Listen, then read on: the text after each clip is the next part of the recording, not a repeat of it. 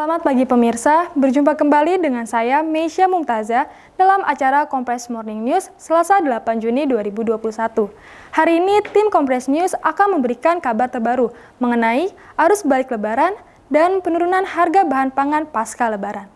Berikut berita pertama. Pemirsa, penurunan harga bahan pangan pasca lebaran terjadi sejak tanggal 28 Mei di Pasar Jombang, Tangerang Selatan.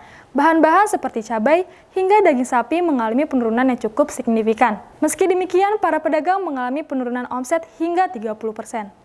Selamat pagi, saya Miranda Intan melaporkan langsung dari Pasar Jombang, Tangerang Selatan. Suasana di Pasar Jombang terlihat cukup ramai oleh para pembeli. Dikabarkan, harga bahan pokok turun setelah Hari Raya Lebaran. Penurunan harga bahan pangan pasca Lebaran terjadi di Pasar Jombang, Tangerang Selatan.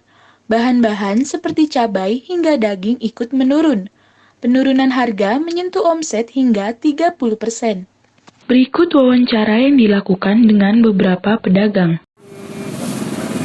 Selamat siang, Bu. Siang. Boleh perkenalan dulu nggak, Bu? Ya, boleh.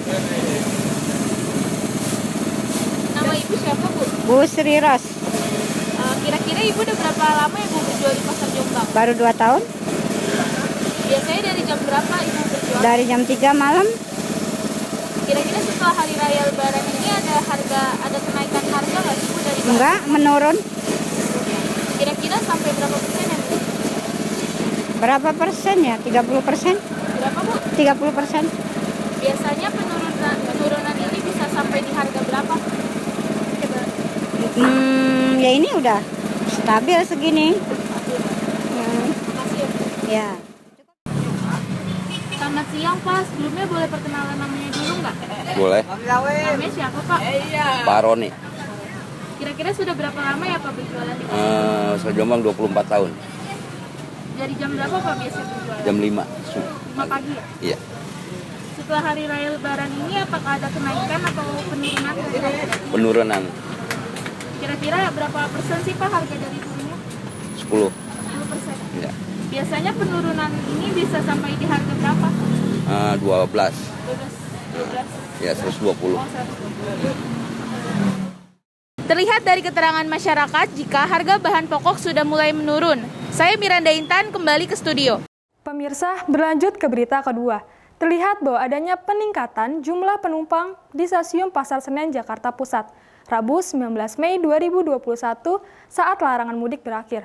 Berakhirnya larangan mudik yang diterapkan oleh pemerintah sejak tanggal 17 Mei membuat stasiun Pasar Senen kembali dipenuhi oleh masyarakat yang hendak mudik. Dan para pemudik arus balik dengan keberangkatan dari Jawa Tengah dan Jawa Timur. Meskipun aturan larangan mudik dari pemerintah resmi berakhir, namun stasiun Pasar Senen, Jakarta Pusat terpantau dipadati calon penumpang. Tidak hanya dipadati oleh para calon penumpang yang hendak berangkat saja, stasiun Pasar Senen juga dipenuhi oleh para penumpang yang baru saja kembali dari kampung halamannya dari berbagai wilayah, seperti Jawa Tengah dan Jawa Timur. Sebelumnya, pemerintahan memberlakukan kebijakan larangan mudik kepada masyarakat pada tanggal 6-17 Mei 2021. Izin untuk keluar kota hanya bisa dilakukan bagi mereka yang memiliki kebutuhan yang sangat mendesak dan memerlukan beberapa syarat yang cukup ketat.